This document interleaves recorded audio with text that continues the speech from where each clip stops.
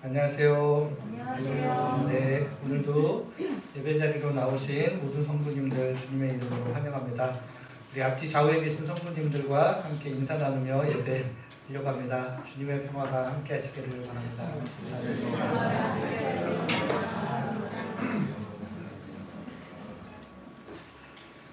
이제 묵상기도 하심으로 오늘 주일 예배를 하나님께 드리겠습니다. 우리에게 있는 대제사장은 우리 연약함을 동정하지 못하실 리가 아니요 모든 일에 우리와 똑같이 시험을 받으신 이로되 죄는 없으시니라. 그러므로 우리는 긍휼하심을 받고 때를 따라 돕는 은혜를 얻기 위하여 은혜의 보좌에 담대히 나아갈 것이니라. 하나님은 영이시니 예배하는 자가 영과 진리로 예배할지니라. 아멘.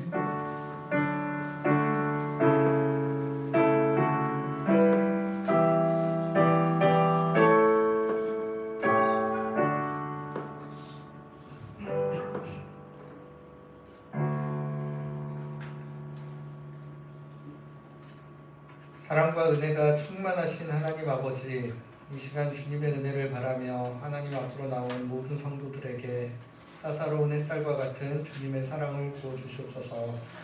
그리하여 거친 세상에서 살면서 팍팍해졌던 마음을 녹여주시고 부드럽고 따뜻한 마음으로 다시 세상 가운데로 나아가는 은혜가 있게 하여 주시옵소서. 예수 그리스도의 이름으로 기원하옵나이다. 아멘. 모두 자리에서 일어나셔서 찬송가 27장 1절 함께 찬송하겠습니다.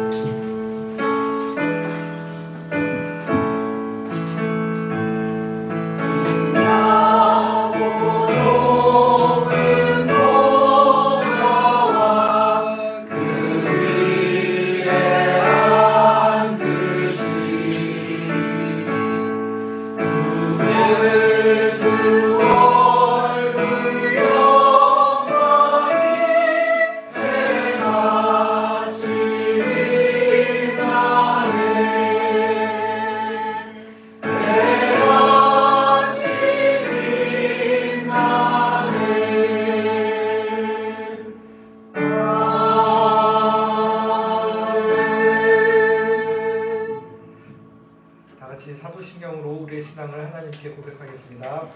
나는 전능하신 아버지 하나님 천지의 창조주를 믿습니다. 나는 그의 유일하신 아들 우리 주 예수 그리스도를 믿습니다.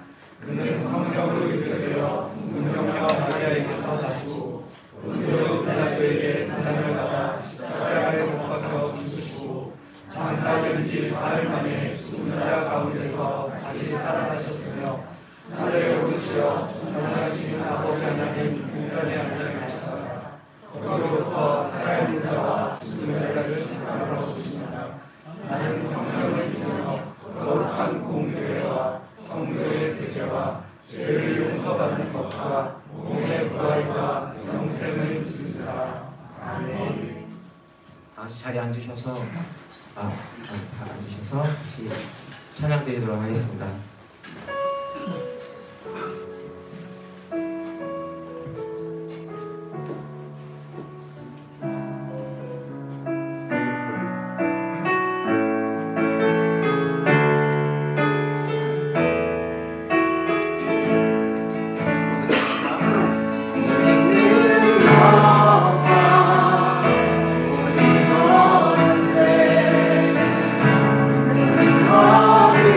Yeah.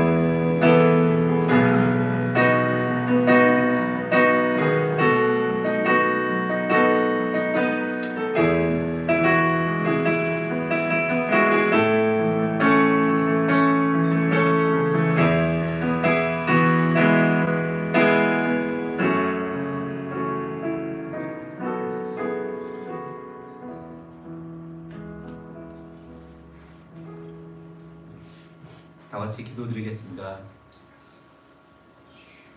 사랑의 하나님, 오늘 주님의 날에 저희를 이 예배의 자리에 모일 수 있도록 인도해 주셔서 감사합니다.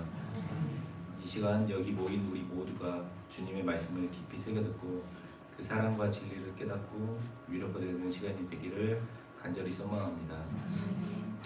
주님, 몸이 그리고 마음이 아파서 괴롭고 힘든 성도들을 위해서 기도합니다. 그들이 겪고 있는 아픔과 힘겨움을 주님이 너무나도 잘 아시나니 주님의 자녀된 그들을 치유하여 주시고 위로하여 주시고 각자의 몸과 마음에 회복의 은혜가 넘치도록 주님께서 인도해 주시옵소서. 사랑의 주님, 사순절을 보내는 우리가 주님의 고난을 깊이 생각하며 우리의 죄와 우리의 삶을 돌아보게 하시고 주님의 자녀로서 더 신실하고 거룩한 삶을 살아가도록 우리의 몸과 마음을 인도하여 주시옵소서. 주님께서 낮아지시고 섬기셨던 것처럼 우리도 겸손과 사랑으로 이웃을 품고 서로를 용서하며 살아가게 해주시옵소서. 역사의 주관자가 되신 주님, 지금 우리나라가 너무 힘들고 어려운 상황 속에 있습니다. 대통령의 탄핵과 파면 문제로 정치적 혼란과 분열이 계속되고 있고 국민들 간의 갈등의 골은 점점 깊어져가고 있습니다. 주님, 이 혼란과 갈등 속에서 탄핵과 파면을 둘러싼 모든 과정이 공정하고 정의롭게 이루어지도록 주님께서 주관하여 주시옵소서. 이 과정 속에서 불의와 부정이 바로잡히도록 주님께서 도와주시옵소서. 주님, 부디 우리나라를 불쌍히 여기시고 이 혼란이 조속히 수습될 수 있도록 이끌어 주시옵소서. 이 시대의 어둠 속에서 교회가 빛과 소금의 역할을 감당할 수 있도록 주님께서 도와주시옵소서. 주님, 교회가 일부 교회가 너무 좀 안 좋은 모습도 많이 보여주고 있는데 우리 성도들의 말과 행동을 통해서 주님의 복음을 드러나게 하시고 우리가 더욱더 약하고 그리고 더욱더 소외된 이웃들을 보듬는 그리고 그들과 더불어 함께 사는 주님의 참된 자녀가 될 수 있도록 우리 교회를 이끌어 주시옵소서. 오늘 예배와 말씀을 인도하시는 우리 목사님과도 함께 해주시옵소서. 그 말씀을 통해서 저희가 각자에게 필요한 은혜와 깨달음을 주님께서 주시기를 기도합니다. 저희의 마음이 주님을 향해 열리고 주님의 말씀을 기울여 듣고 그 사랑을 각 가정과 세상에 전달할 수 있는 한 사람 한 사람으로 세워주시기를 기도합니다. 하나님의 말씀을 통해 주님의 뜻을 깨닫고 그 말씀을 실천함으로써 참된 복을 누리는 우리 성도들이 될 수 있도록 주님께서 이끌어 주시옵소서. 감사드리며 예수님 이름으로 기도드립니다. 아멘.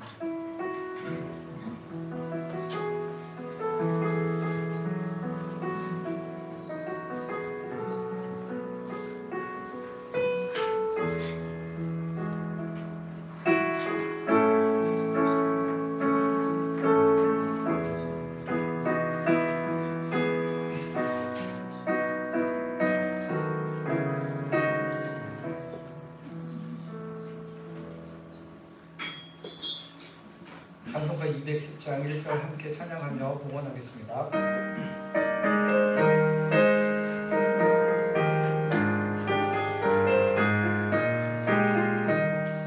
시온 성과 같은 교회 그의 영광만 얻어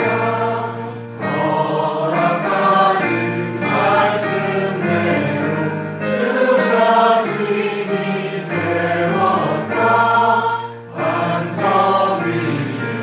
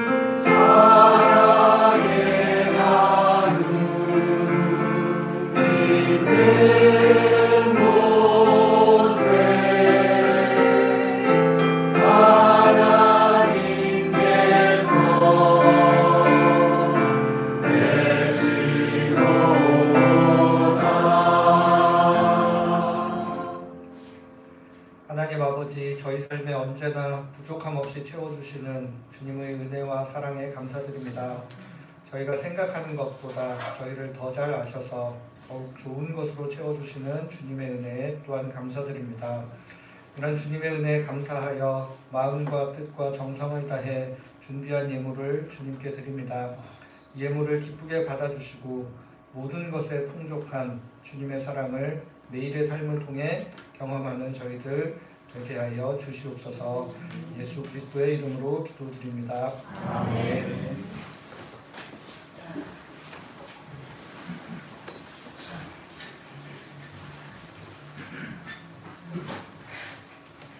오늘 우리에게 주시는 하나님의 말씀은 신약성경 고린도후서 1장 12절에서 14절까지의 말씀입니다.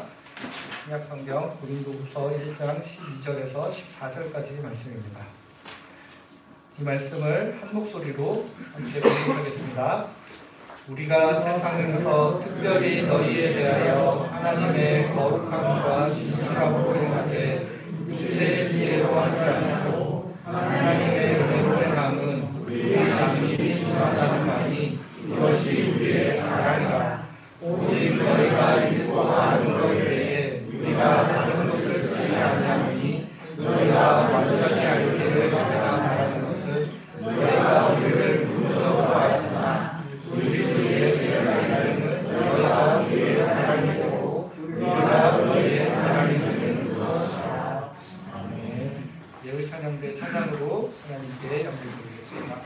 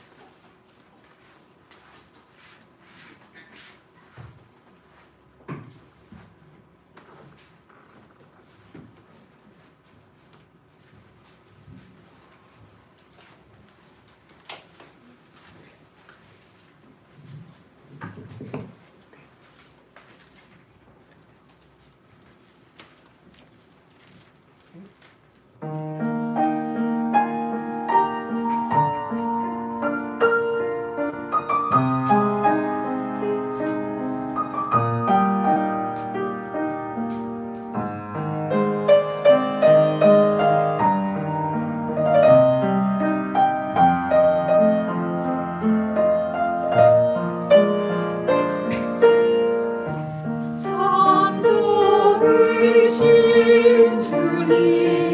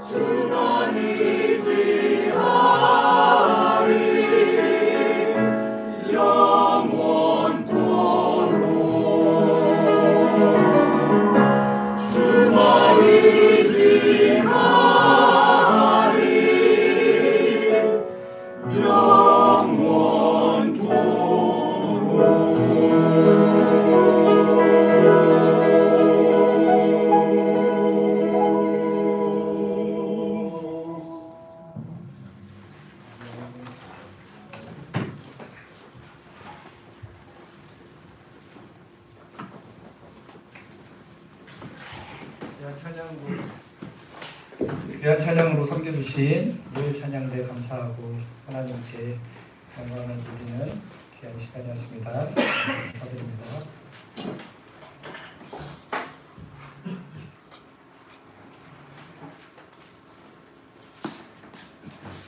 오늘은 저희가 자랑에 대해 이야기를 좀 하려고 합니다. 바울 사도가 고린도 후서 편지의 본론을 자기 자랑으로 시작하고 있기 때문입니다. 지난주까지 서론을 마쳤고 오늘부터 본격적으로 편지의 내용이 시작되는데 자랑으로 시작을 하고 있습니다. 자랑이라는 단어 들으면 생각나는 노래가 있습니다. 장기하라는 가수가 부른 부럽지가 않아라는 노래입니다. 어르신들 중에 혹시 잘 모르시는 분들 계시는지 모르겠는데 그 노래 가사가 이렇게 돼 있습니다. 야, 너네 자랑하고 싶은 거 있으면 얼마든지 해. 난 괜찮아. 왜냐면 나는 부럽지가 않아. 한 개도 부럽지가 않아. 너네 자랑하고 싶은 거 있으면 얼마든지 해. 난 괜찮아. 왜냐면 나는 부럽지가 않아. 전혀 부럽지가 않아. 제가 지금 가사를 줄줄 읽기만 했죠. 거의 노래랑 비슷하게 한 거고요. 노래를 이런 식으로 그냥 술자리에서 중얼중얼 하는 듯한 말투로 계속 노래를 하고 있습니다. 이 가사도 가사지만 뮤직비디오도 굉장히 특이합니다. 저희가 시간이 없기 때문에 다 볼 수는 없고 앞에 시작하는 딱 20초만 맛만 보여드리려고 준비를 했습니다. 한번 틀어주시겠습니까?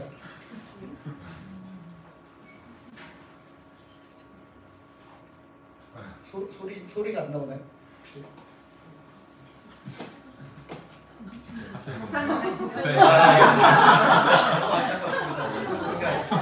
그죠? 소리가 잘 안 나네요. 네, 어쨌든 아까처럼 계속 중얼중얼 하는 거예요. 너네 자랑하고 싶은 거 있으면 얼마든지 난 괜찮아. 왜냐면 나는 부럽지가 않아. 계속 지금 이러면서 흐느적 이렇게 하고 있습니다. 한 20초 잠깐 봤는데 노래도 그렇고 뮤직비디오도 이런 식으로 흘러가니까 사실은 다 안 봐도 비슷해요. 비슷하게 된다 보시면 되는데 이렇게 보니까 노래도 뮤직비디오도 뭐 대충 만든 거 아니고 아까 시커먼 화면에서 혼자 그냥 제작비가 뭐 거의 들지 않았을 것 같아요. 근데도 굉장히 중독성이 있어서 우리 어르신들 좋아하는 이덕화 선생님도 가발 광고를 하시지 않습니까? 그러면서 나는 이 가발이 있기 때문에 하나도 부럽지가 않아 뭐 이러면서 패러디를 그대로 했을 정도로 굉장히 많은 사람들한테 인기를 얻었습니다. 그런 거 보면 참 대단한 예술작품이 아닌가 싶기도 한데 이 뮤직비디오가 사실 대충 만든 것 같아도 사실은 나름대로 뜻이 있다고 합니다. 이제 방금 그 소리가 안 나고 화면만 보이기는 했는데 가수가 막 흐느적 움직이면서 카메라도 움직이는데 사실 가수의 눈 위치는 거의 딱 그 자리에 고정이 된 상태로 움직이지 않게 됐다라는 겁니다. 진짜로 그랬나 싶으시죠? 우리 다시 한번 짧은 버전의 소리도 안 나는데 한 번씩 들어주실래요?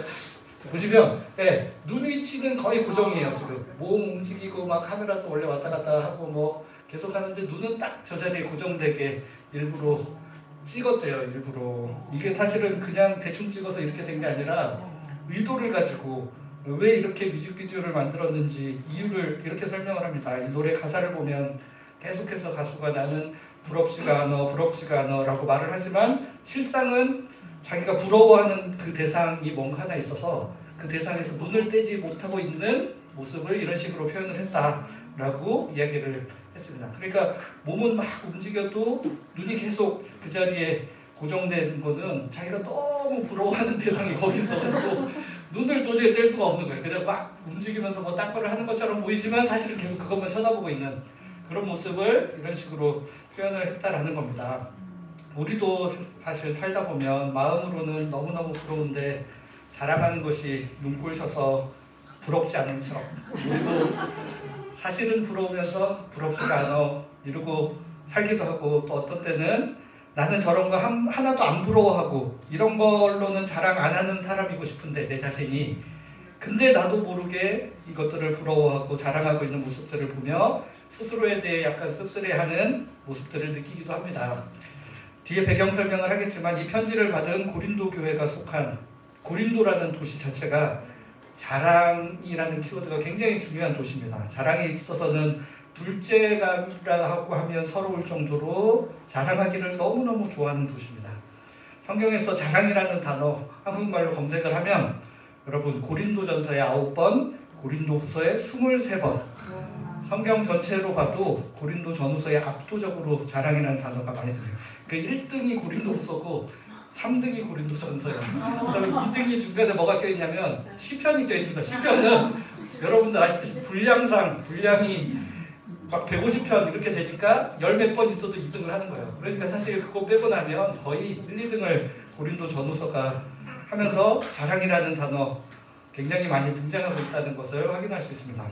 고린도라는 도시에 얼마나 자랑이 만연해 있었고 교회 안에도 그런 문화가 침투해 있었는지 바울은 그렇게나 반복적으로 자랑에 대해서 이야기를 하면서 그들을 좀 바른 길로 인도해야겠다라고 생각을 하고 있는 겁니다. 이 도시의 성도들에게 편지를 보내면서 오늘 본문에서는 바울이 무엇을 자랑하고 있고 이 자랑을 통해 무엇을 이야기하려고 하는 것인지 같이 말씀을 살펴보려고 합니다. 제가 오늘 고린도후서 1장 12절부터 14절까지만 읽었습니다. 여러분들 고린도후서 13장까지밖에 안 되는데 제가 앞에 3절부터 11절까지도 2주나 설교를 하고 오늘도 딸랑 3절 하면 이거 도대체 언제까지 이거를 하려나 하는 생각을 가지실 수 있을 것 같은데 사실은 오늘 3절만 읽었지만 1장 12절부터 2장 4절까지 굉장히 분량이 많습니다. 여러분 그거 같이 좀 살펴보려고 합니다. 오늘 본문 12절 말씀 우리 새한글 성경으로 한번 같이 읽어보도록 하겠습니다. 우리 한 목소리 읽어볼게요. 시작. 우리의 자랑거리는 이것입니다. 우리의 당신이 선언한 것입니다. 또 우리가 세상의 사람에게 하나님으로부터 오는 단순함과 정직함으로 또 사람의 지혜가 아니라 하나님의 은혜로 행하는 것입니다. 여러분의 대하여는 더더욱 그랬습니다.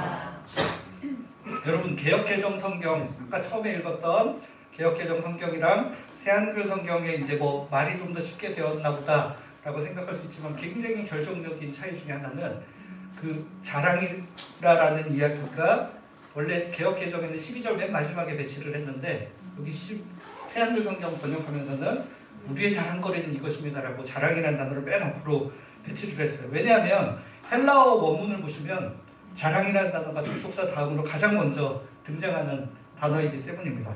그래서 새한글 성경에서는 좀 점잖게 우리의 자랑거리는 이것입니다 이렇게 번역을 하면서 이렇게 원문에 좀 더 근접하게 번역을 하면서 이렇게 소개를 하고 있지만 근데 이제 원문을 저도 뭐 원문을 다 읽지 못합니다.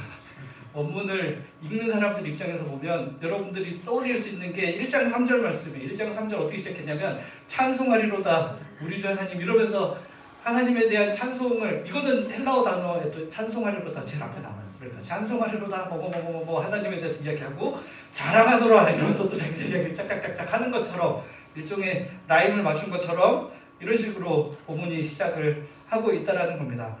그러니까 뭔가 찬송하리로다 하면서 하나님을 높였다면 이번에는 자랑하노라 하면서 자기를 높이고 싶어 하는 마음이 있는 거 아닌가 이런 의심이 드는데 사실 바울이 평상시 자기를 막 드러내고 자랑하기를 좋아하는 사람이 아닌데 오늘 본문에 이렇게 자랑하노라 이렇게 본문을 시작했다는 것은 거기에 다 이유가 있다라는 것입니다. 우선은 고린도라는 도시와 그 도시에 영향을 받아서 살아가는 고린도 교회 성도들의 상황을 좀 같이 살펴보려고 합니다. 지도를 한번 보여주시면 여러분 이 고린도라는 도시가 이제 이 옆에 거는 저 네모 쳐진 걸 확대한 겁니다.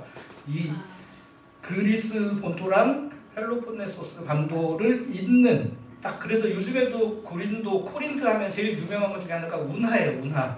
그래서 저기 이제 뚫어가지고 배들이 쑥 지나다닐 수 있도록 운하를 만들었습니다. 그러니까 여러분 이 위치가 우리나라 화개장터 하면 뭐죠? 전라도와 경상도를 가로지르는 전라도와 경상도 사람들이 화개장터에서 만나가지고 서로 물물 교환하고 이렇게 했던 것처럼 이 고린도라는 도시에는 어떤 사람들이 만나냐면 저쪽 로마에 사는 사람들이 배 타고 일로 오고 그 다음에 이쪽에 아시아라고 하는 터키 지역, 튀르키예 지역 사람들이 배 타고 와가지고 화개장터처럼 고린도에서 만나서 같이 물물 교환하고 상업하고 하는 일들. 그러니까 지금이야 운하가 뚫렸는데 그 당시 기술로는 운하를 뚫기가 어려우니까 거기서 만나서 같이 장사도 하고 왜냐면 이렇게 뺑 돌아가면 옛날로 치면 더 시간이 오래 걸리고 하니까 중간 지점에서 만나는 거예요. 그래서 로마랑 터키, 튀르키예 사람들만 만나는 것이 아니라 그리스 본토 사람들이랑 이 밑에 펠로폰네소스 반도 사람들도 만나가지고 그러니까 이게 굉장히 지리적으로 굉장히 요충지였다라는 겁니다. 그리고 이 도시가 원래는 기원전 2세기에도 도시국가로 존재를 했었는데 이제 주전 146년에 무슨 일이 있었냐면 다른 여기 있는 도시국가들이랑 힘을 합쳐서 로마에 대항을 하다가 로마한테 되돌 깨집니다. 그래서 한 100년 정도 거의 폐허인 상태로 이 도시가 방치가 되어 있었는데 아까 말씀드린 것처럼 이게 지리적으로 너무 좋은 위치다 보니까 이거를 그냥 무한정 방치하기가 아까우니까 기원전 44년경에 여러분들 잘 아는 율리우스 카이사르가 이 도시를 재건해야 되겠다 생각을 해서 막 개발을 합니다. 개발을 하고 이제 개발만 해놓으면 되는 게 아니라 사람이 가서 살아야 도시가 번성을 하기 때문에 이제 노예들 중에서 해방시켜도 되는 해방 노예들, 그 다음에 군인들 중에서 은퇴하신 퇴역 군인들을 이곳에 막 한 3,000명 정도를 보내요. 그래가지고 이 도시가 활성화되어서 우리 성경 당시의 모습으로 형성이 되게 됐다라는 겁니다. 그러니까 이렇게 좋은 입지 조건을 가진 곳에 사람들을 보내서 도시를 형성하다 보니까 전통적인 농업이나 특별한 기술이 필요한 산업보다는 주로 상업, 상거래, 그 다음에 무역업 이런 것들이 굉장히 발달하면 뭐가 몰려요? 여기에 돈이 왕창 몰려가지고 물질적으로 번영을 누리게 됩니다. 그러다 보니까 사실 처음에 이주 정책할 때 보냈던 퇴역 군인이나 해방노예 같은 사람들은 원래 신분이 좀 낮은 사람들이었는데 그 후손들이 돈이 어마어마하게 생기니까 막대한 부를 축적하면서 신분 상승하는 경험을 하게 됩니다. 그러니까 소위 말해 졸부들이 이 도시에서 어마어마하게 많이 탄생을 해요. 그러니까 원래 뿌리가 노예 출신, 그 다음에 퇴역 군인으로서 굉장히 하층민이었던 사람들이 돈이 많아지면 제일 먼저 하고 싶은 게 뭐예요? 과거를 좀 세탁하고 그 다음에 새롭게 좀 사회적으로 인정받고 싶어가지고 이 도시 사람들 중에 겉으로 명품 같은 거 치장하고 허영 부리기 좋아하는 사람들이 어마어마하게 많이 이 도시에 살았다는 겁니다.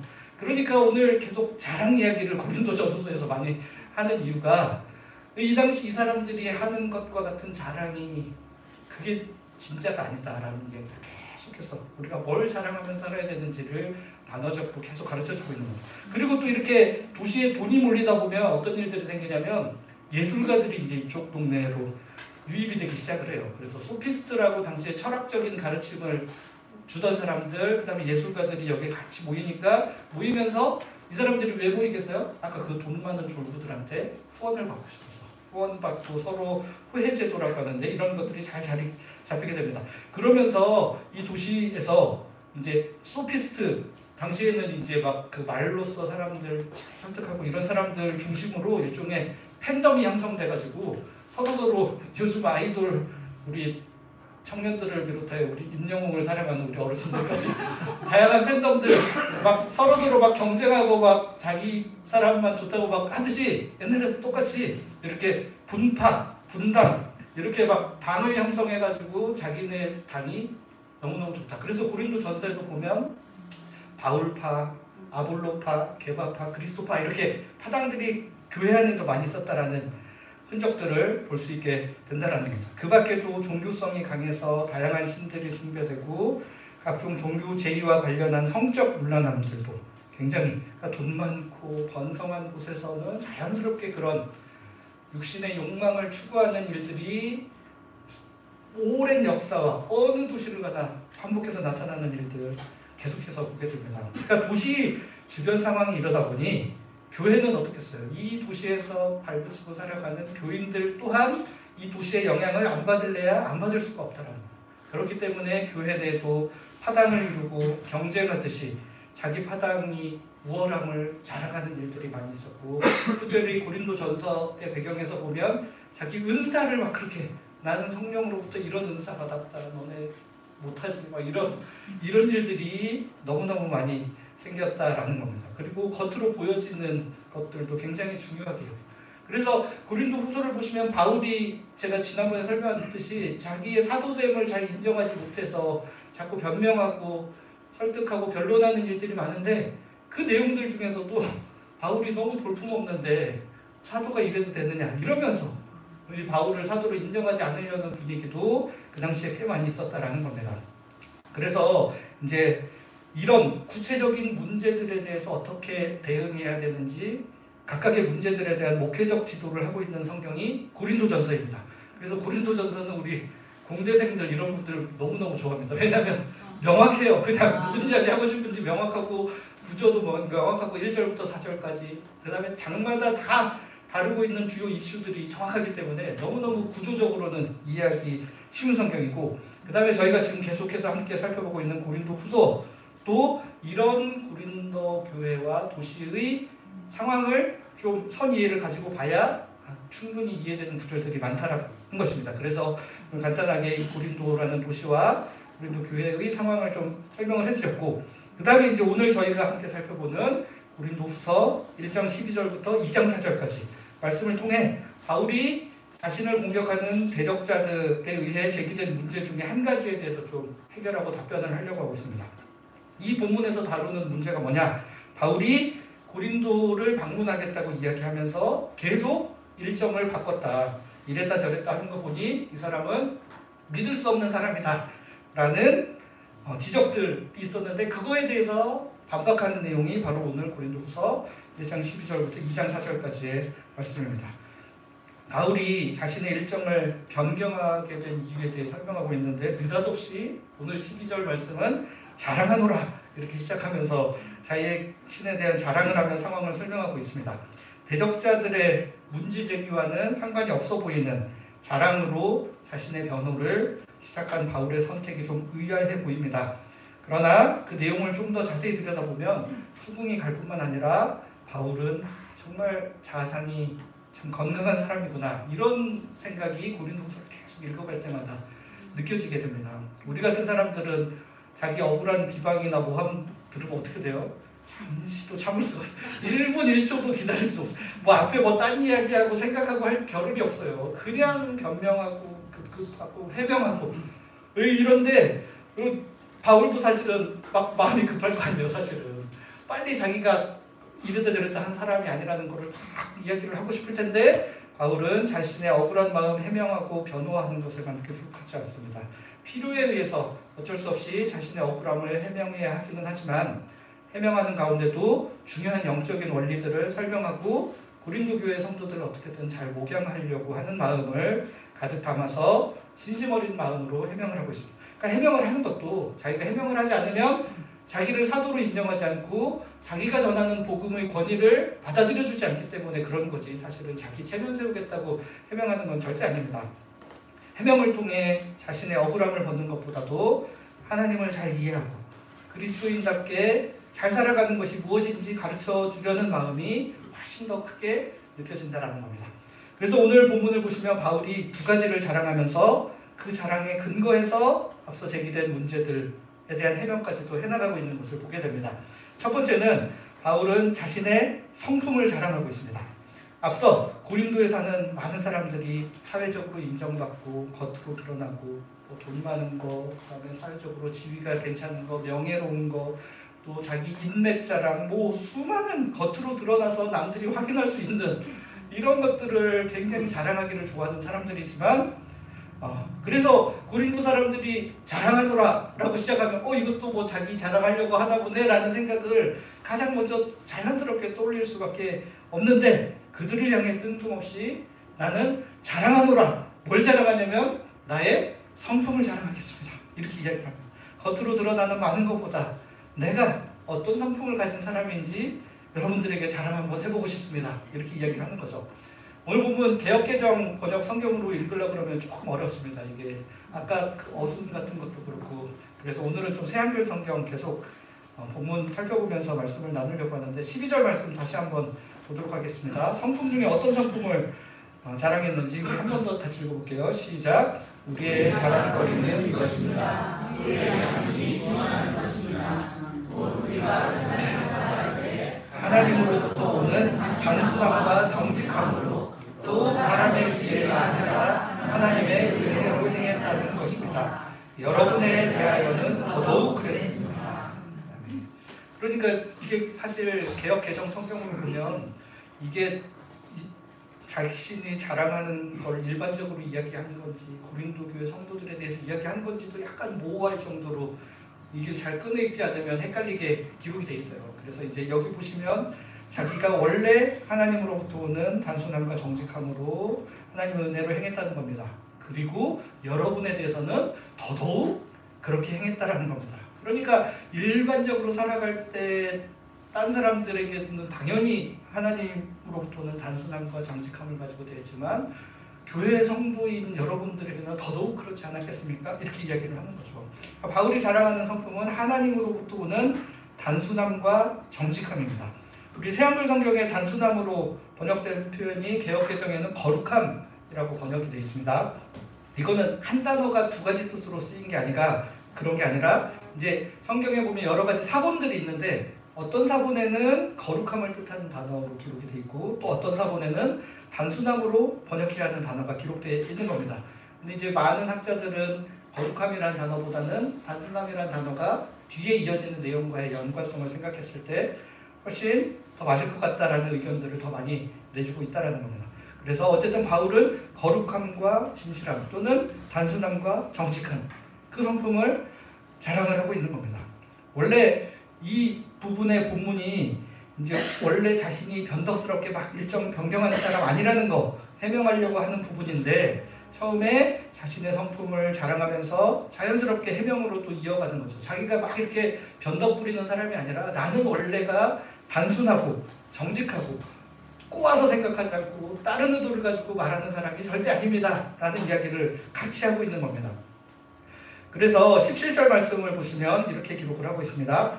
그러므로 이것을 작정할 때 내가 변덕을 부렸겠습니까? 또는 내가 작정하는 것을 사람 생각을 따라서 작정하고 그래서 예예했다가 아니요 하겠습니까? 그러니까 앞에 저희가 안 읽었지만 15절 16절에는 최초 바울이 했던 계획, 그러니까 에베소에 있다가 마게도냐로 가야 되는데 바울이 어떤 이야기를 하냐면 자기가 마게도냐 갈 때 고린도를 먼저 들렀다가 여러분들 보고 마게도냐 갔다가 또 마게도냐에서 일 보고 그 다음 원래 유대 예루살렘 쪽으로 가야 되는데 갈 때도 다시 고린도를 경유해서 가겠다고 원래는 2번 간다고 했다가 계획을 바꿔서 한 번으로 바꾸니까 이제 너 왜 자꾸 이랬다 저랬다 하냐 라고 이야기를 하니까 바울이 자기가 원래 2번 방문하려고 여러분들 합니다라는 이야기를 전달할 때 내가 왜 느닷없이 가지도 않을 거면서 2번 간다고 했겠냐. 처음에는 당연히 2번 가는 게 옳다라고 생각했기 때문에 그렇게 하지 않았겠느냐. 내가 막 다른 의도를 가지고 막 그렇게 이야기하는 사람이 아니라 나는 원래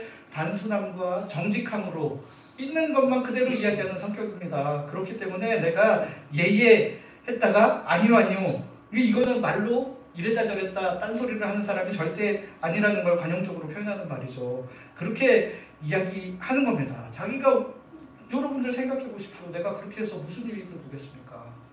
그리고 나서 이제 바울이 일정을 변경한 거는 이렇게 경유지로 잠깐씩 들러서 해결될 문제가 아니라는 판단을 했기 때문에 이제 자기가 마게도냐를 먼저 오히려 마게도냐를 경유지처럼 하고 고린도에 좀 더 오래 머물러서 좀 고린도의 상황을 더 잘 살피려고 그렇게 일정을 변경한 겁니다라고 고린도전서 16장에 기록을 하고 있습니다, 여러분. 그것까지 오늘 다 살펴보지는 않을 거예요. 그래서 이제 그런 상황들을 소개를 하면서 이어지는 18절부터 22절까지 말씀.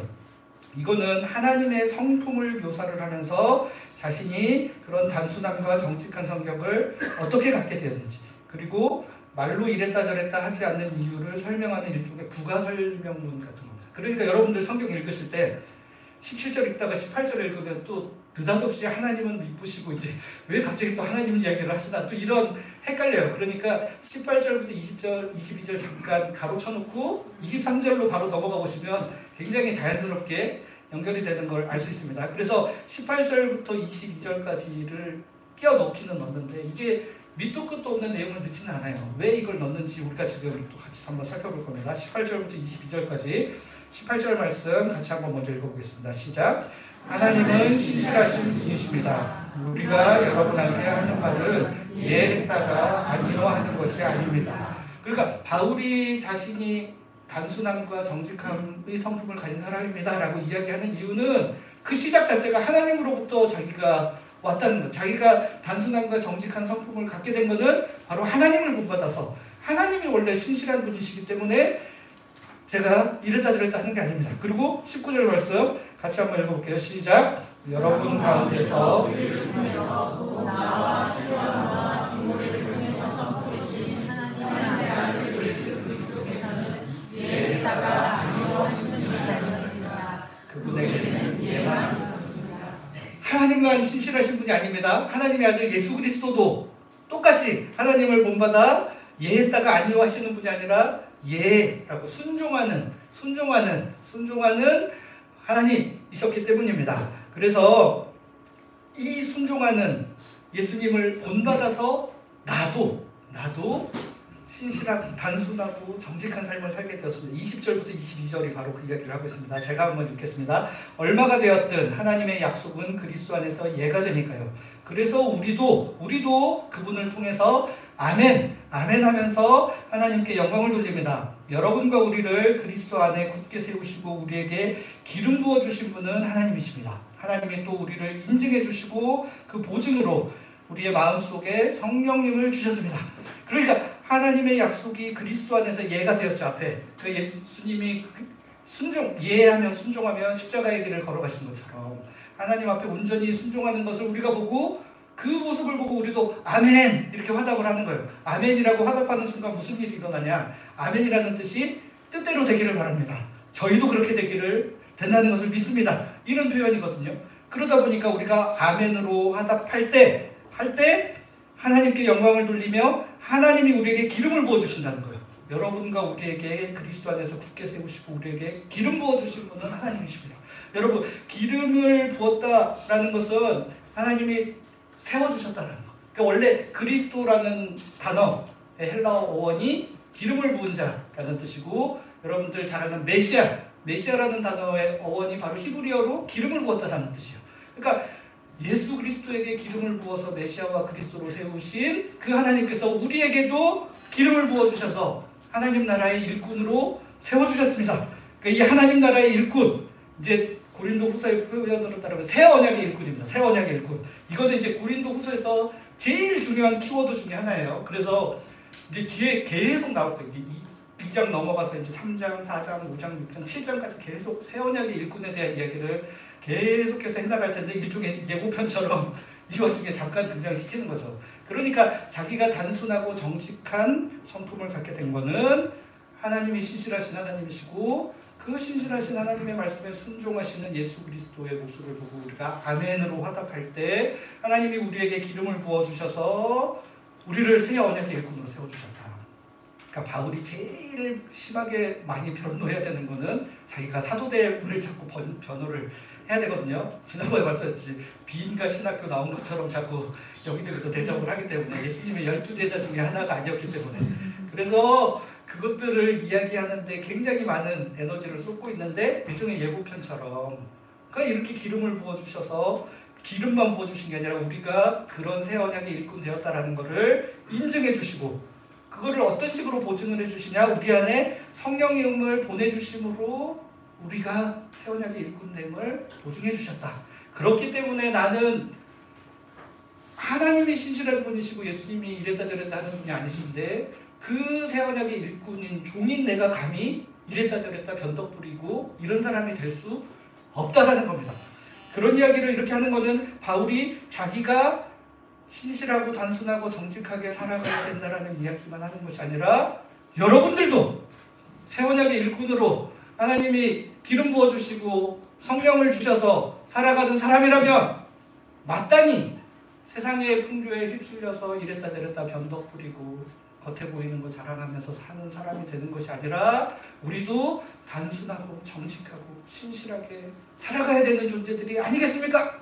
라고 이야기를 하는 것이라는 겁니다. 그러니까 정리하면 사도 바울이 굉장히 머리가 좋은 분이죠. 자기 일정 변경한 거 그냥 이래서 그랬습니다 라고 딱 한마디로 해명하지 않고 이야기를 하면서도 여러분들에게도 같은 가르침을 같이 내려주고 있는 거죠. 그래서 처음에 그 공격받았을 때 왜 일정 변경하였는지 구체적으로 설명하기 전에 나는 그런 사람이 아닙니다. 오히려 단순하고 정직한 사람입니다. 왜냐하면 신실하신 하나님께서 신실하신 예수 그리스도 안에 굳게 세우시면서 저를 새 언약의 일꾼으로 불러주셨기 때문입니다. 그런 신실하신 하나님께 부름받은 저와 여러분들 우리 모두는 이랬다 저랬다 변덕 부리면서 사는 사람이 되면 안 됩니다 라고 설명을 하는 것이죠. 여러분들 이해되시죠? 바울이 자신이 변덕스러운 사람이 아니라는 걸 논증할 뿐만 아니라 한 걸음 더 나가서 신실하신 하나님께 부름받은 우리 모든 그리스도인들도 마땅히 그렇게 살아야 되는 거 아니겠습니까? 라고 이야기를 하고 있다는 겁니다. 두 번째로 바울은 고린도 교회 성도들을 자랑하고 있습니다. 자기를 자랑하도록 해가지고 지자랑하는 줄 알았는데 알고 봤더니 저는 여러분들을 자랑하고 싶습니다. 여러분들이 저의 자랑거리입니다. 굉장히 머리가 좋은 분이에요. 제가 보면 이게 거꾸로 역으로 치는 거죠. 우리 1장 14절 한번 같이 읽어보겠습니다. 시작. 여러분이 우리를 부분적으로 알고 주시나이다. 우리가 우리 주 예수님의 자랑거리가 되기를 바랍니다. 여러분이 우리의 자랑거리. 뒤에 보시면 여러분이 우리의 자랑거리이기도 한 것처럼. 근데 이제 거꾸로 생각해 보시면 어때요? 여러분들은 우리를 아직 자랑으로 여기지 않고 있다라는 얘기를 하고 있어요. 여러분들이 저희를 지금 부분적으로 알고 있기 때문에. 그러니까 내 의도를 제대로 파악하지 못하고 내 마음의 진심을 헤아리지 못하기 때문에 여러분들은 저희를 자랑거리로 여기지 않는 거 알고 있습니다. 그러나 우리는 주 예수님의 날이 이르면 모든 것들이 다 드러나서 우리가 여러분의 자랑거리가 되기를 희망합니다. 마치 여러분은 이미 우리의 자랑거리인 것처럼요 이야기를 하는 거죠. 예. 그러니까 바울이 사실 자기가 고린도 교회 성도들이 대적자들한테 막 휘말려서 인정받지 못하고 자랑거리로 대접받지 못하는 거 속상하죠. 속상하지만 그럼에도 불구하고 저는 여러분들을 이미 자랑거리로 여기고 있습니다. 여러분들이 아무리 저를 비방해도 여러분은 저의 자랑거리입니다 라고 이야기를 하는 겁니다. 그러니까 바울이 여기서 여러분들이 저의 자랑거리입니다 라고 이야기하는 것은 세속적인 의미에서 사람들이 누구 때문에 자랑합니다 라고 이야기하는 거랑 차원이 다릅니다. 세상적으로는 어떻게 해요? 제가 누구 시장님을 알고 있는데 누구 국회의원님을 알고 있는데 이런 거를 자랑거리. 그 인맥을 통해 그 사람에게 덕을 볼 수 있을 때 그런 사람들을 자랑을 하거든요. 근데 바울이 이거 고린도 교회 성도들 통해서 뭔가 덕보려고 이런 이야기를 하는 게 절대 아니라는 겁니다. 우리가 성도 서로를 자랑거리로 여길 수 있어야 되지 않겠습니까? 바울이 주님의 날에 온전히 서로를 알게 되면 그 사람의 진면목을 다 알게 되니 여러분들도 결국에는 저를 자랑할 수 있게 되겠죠. 고린도전서 13장 12절에도 바울이 이렇게 이야기합니다. 우리가 지금은 거울로 보는 것 같이 희미하나 그때는 얼굴과 얼굴을 대하여 볼 것이요. 지금은 내가 부분적으로 하나 그때는 주께서 나를 아신 것 같이 내가 온전히 알리라. 당시 거울은 이제 청동 거울처럼 막 문질러가지고 봐야 되는 거라 희미해요. 희미해도 그래도 얼굴 살짝 하는 지금처럼 매끈하게 얼굴 나오는 거울이 아닙니다. 그래서 서로에 대해 오해하고 서운해하고 하는 것들은 우리가 서로를 부분적으로 알고 있기 때문에 그런 겁니다. 주님이 우리를 아는 것처럼 우리가 서로를 온전히 알게 되면 그럴 수밖에 없었던 이유, 나한테 좀 서운하게 했던 이유들을 충분히 이해하고 헤아릴 수 있게 될 것이고 그걸 통해 서로를 온전히 사랑하게 되며 서로를 자랑으로 여길 수 있게 될 것이다 라고 이야기를 하고 있죠. 바울이 계속해서 그런 이야기 데살로니가 전서 2장 19절 20절 말씀에서도 이렇게 이야기합니다. 우리 주 예수님이 다시 오실 때 주 예수님 앞에서 우리의 희망이나 기쁨이나 자랑할 월계관이 무엇입니까? 바로 여러분 아닙니까? 정말이지 여러분이야말로 우리의 영광이요 기쁨입니다. 예수님 다시 오셔서 우리가 주님 앞에 섰을 때 무엇이 우리에게 남겠느냐라는 겁니다. 우리의 사랑을 증언해줄 믿음의 형제 자매들이 남는다는 겁니다. 저는 이 세상에서 공부 잘하고 돈 많이 벌었고 바울이 그 가말리알의 문화에서 얼마나 공부 열심히 했는지 그거 주님 앞에 가면 다 사라지고 없어질 거고 제가 주님 앞에 가서 자랑할 수 있는 거는 바로 여러분입니다.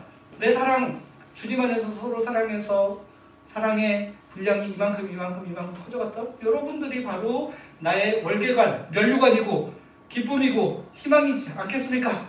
우리의 존재, 우리의 성품. 아까 말씀드린 앞부분에서는 나의 존재가 성품이 어떤지를 자랑했던 것처럼 그러니까 우리가 주님 앞에 가면 뭐가 남느냐. 여러분들 그거 생각해 보셔야 돼요. 지금 가지고 있는 돈 단 한 푼도 가지고 가실 수 없습니다. 여러분들 가지고 있는 사회적 지위 주님 앞에 가면 아무것도 아닙니다. 근데 뭐가 남냐면 여러분들의 성품이 남아요. 여러분들의 모습이 있는 그대로 주님 앞에 가기 때문에 그 다음에 무엇이 남냐면 우리 형제자매들은 같이 갈 거니까 같이 갈 형제자매들이 여러분들에 대해 주님한테 증언해 주실 거예요. 주님, 제가 저 권사님을 통해, 집사님을 통해 이런 사랑을 받아서 제가 이렇게 성장할 수 있었습니다. 주님, 너무너무 감사합니다. 이런 거 가서 이야기하지, 뭐 제가 사회적으로 높은 집에 있었고 좋은 차를 얼마나 잘 타고 다녔고 그 다음에 무슨 얼마나 넓은 아파트에 이런 이야기 단 한 번 할 필요도 아무것도 남아있는 게 없다라는, 많은 사람들 자랑하고 있는 부, 명예, 그리고 우리의 죽이 되어주는 인간관계, 이런 것들 다 사라지고 없어집니다. 바람에 나는 겨와 같고 흩어져 버리는 것들입니다. 잠시 잠깐 우리 기분을 좋게 만들고 들뜨게 만드는 것들이 바로 그와 같다라는 거예요. 하지만 사랑할 줄 알고 사랑받을 줄 아는 우리의 성품, 단순하며 정직하게 하나님 앞에 살았던 우리의 삶의 이야기들, 그리고 우리와 함께 삶을 나누며 사랑을 주고받은 우리 믿음의 형제 자매들의 이야기는 영원히 남아서 주님 앞에서 우리의 삶을 증언하는 통로가 될 것이다라는 겁니다. 바울이 자신의 일정을 바꾸며 변덕을 부린다는 모함에도 자신의 일정을 바꿀 수밖에 없었던 이유, 바로 사랑하는 형제 자매들 때문이었다라고 항변합니다. 1장 23절 24절, 내가 증언해 주시는 분으로 하나님을 모시고 내 목숨을 걸고 말합니다. 내가 코린트로 더 이상 가지 않은 것은 여러분을 아껴서입니다. 우리가 여러분의 믿음의 주인 행세하려는 것이 아닙니다. 우리는 여러분의 기쁨을 위해 함께 일하는 일꾼들입니다. 여러분은 믿음에 굳게 서 계시니까요. 바울이 고린도에 가지 않은 것은 고린도 교회 성도들 때문이었습니다. 원래 1장 16절의 계획에 따르면 막 이렇게 했었어야 되는데 그렇게 하지 않았어요. 2장 1절에도 이렇게 기록을 하고 있습니다. 나는 이렇게 마음먹었습니다. 다시는 슬픔을 불러일으키면서까지 여러분에게 가지 않기로. 그러니까 바울이 고린도 교회 성도들에게 슬픔을 불러일으키고, 그러니까 이전에 막 호되게 야단치고 찾아갔다가 관계가 심하게 안 좋아졌던 이런 일들이 있기 때문에 이런 부분들이 어느 정도 정리된 다음에 가는 것이 유익하다라고 생각했다라는 겁니다. 계속해서 자신의 명예나 자신의 신뢰보다 고린도 교회 성도들을 더 많이 배려. 내가 이렇게 일정 바꾸면 신뢰성 떨어지는 사람으로 오해받을 수도 있지만 그럼에도 불구하고 여러분들의 기쁨을 위하여, 여러분들의 아낌을 위하여, 여러분들이 제가 방문하는 것으로 인해 슬퍼하지 않도록 가장 좋은 타이밍을 잡기 위하여 이렇게 일정을 조절하고 했다라는 것입니다. 그렇게 고린도 교회가 참으로 그리스도의 향기를 드러내는 교회로 자라가고 그리스도의 일꾼으로서 성도들이 성장하는 것, 그거 하나만 진짜 외골수처럼 그것만 바라보고 있는 거예요. 바울이 여기에서만 그랬으면 또 임시방편으로 그러는데 바울이 기록한 모든 서신에서 바울의 관심은 온통 거기에만 있어요. 예수 그리스도의 복음을 전하는 것과 복음을 전해받은 사람들이 바르게 주님 안에서 성장해 나가고 그리스도 예수의 장성한 분량에 이르는 거, 그거 하나만 보고 사는 사람임을 계속해서 항변하고 있다는 거죠. 이제 말씀을 마무리하려고 합니다. 사도 바울은 오늘 본문을 통해 바울이 고린도 방문 일정을 변경하면서 이랬다 저랬다 하는 거 보니 믿을 수 없는 사람이다 라는 오해에 해명을 하고 있습니다. 그러나 그는 고린도의 만연한 자랑 문화를 비틀어서 다른 방식으로 이용하며 오해에 대한 해명을 할 뿐만 아니라 삶에서 무엇이 여러분에게 더 중요합니까? 라고 생각해보게 하는 목회적인 지도까지 함께 병행하고 있습니다. 사랑하는 성도 여러분, 우리가 무엇을 자랑하는 사람이 되어야겠습니까? 앞서 말씀드린 바와 같이 바울은 고린도 후서 본문을 통해 자랑이라는 단어 23번 나올 정도로 굉장히 자랑이라는 단어를 많이 하면서 자랑을 많이 해요. 뭐 자랑하냐면 오늘 본문에서는 하나님과 예수 그리스도를 닮은 단순하고 정직한 성품 자랑하였고 고린도 교회 성도들 자랑하였죠. 그 다음에 질그릇과 같이 연약한 우리 육체에 보배로운 예수 그리스도를 간직하고 있음을 자랑하고 자신의 연약함을 자랑하고 자신이 얼마나 고난받았는지를 자랑하고 있는, 그것 때문에 사도로서 인정을 안 하는데 아니다, 나는 이것이야말로 오히려 더 사도됨의 증거이다 라고 역설하면서 그거를 오히려 여러분들한테 자랑하고 싶습니다 라고 이야기를 하고 있다는 겁니다. 여러분, 있다 없어지는 거, 있다 금방 사라지는 거 자랑하지 않기를 바랍니다. 영원히 남을 우리의 성품, 서로 주고받은 사랑의 흔적을 간직한 귀한 형제자매들을 자랑스럽게 여기고 이들이 주님 앞에 갈 때까지 영원히 함께할 분들이라는 것을 기억하며 살아가는 우리 모두가 되기를 간절히 바라겠습니다. 같이 기도하겠습니다. 주님 감사합니다. 저희가 다른 사람들을 보면 많은 것들 가지고 있는 것 같아서 부러운 마음이 생기기도 하고 또 저희에게 있는 아주 작은 것들 크게 과장하여 자랑하고 싶어하는 마음 생기기도 하는 그런 연약한 존재들임을 주님 앞에 고백합니다. 잠시 있다 사라지는 것으로 저희의 정체성을 규정하거나 포장하려 하지 말고 영원하신 하나님 앞에 섰을 때 남겨질 것들을 잘 가꾸어가고 다듬어가는 저희들 되게 하여 주시옵소서. 무엇이 영원할 것인지 잘 판단할 수 있는 지혜를 주시고 무엇보다 주님을 닮아 사랑하는 사람으로 매일매일 살아갈 수 있도록 인도하여 주시옵소서. 예수 그리스도의 이름으로 기도드립니다. 아멘. 모두 일어나셔서 우리 파송의 찬양 찬송가 415장 같이 찬양하고 축도하고 예배를 마치겠습니다.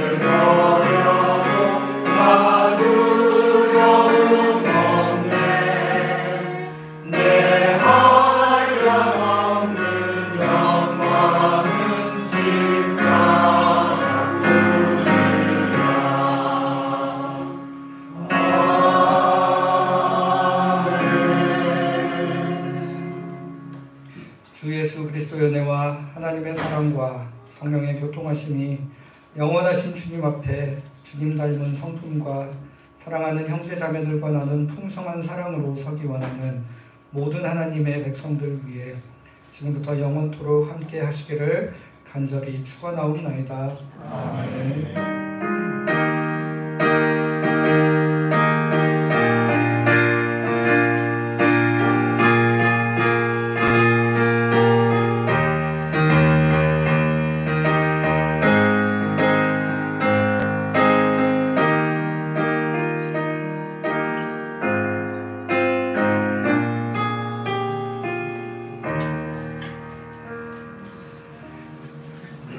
앉아주시고 간단하게 교회 소식 전하겠습니다.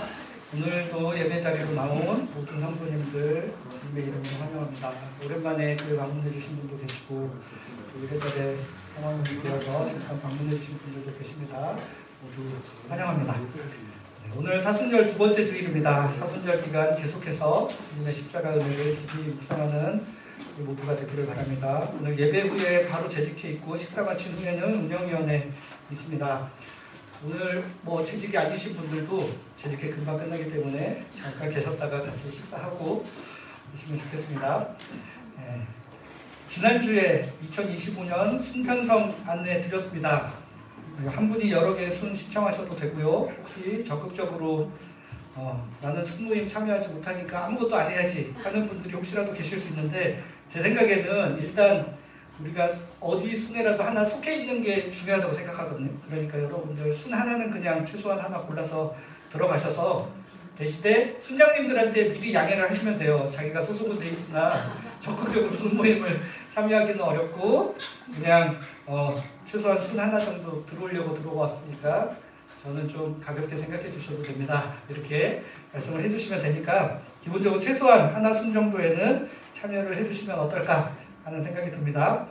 그래서 이제 그 카톡방에 있는 그 링크를 통해서 신청하셔도 되고 또 순장님 찾아가셔서 저희 순 할래요 이렇게 말씀하셔도 됩니다. 어쨌든 저희가 다음 주에는 순이 어떻게 편성됐는지 최종 공지를 하는 것을 목표로 삼고 있습니다. 그렇기 때문에 신청하지 못하실 분들 계속해서 신청해 주시면 좋겠습니다. 그다음에 봉사자 모집 담임 목사 일정 광고는 참고하시고요. 바로 이어서 재직회 진행하도록 하겠습니다.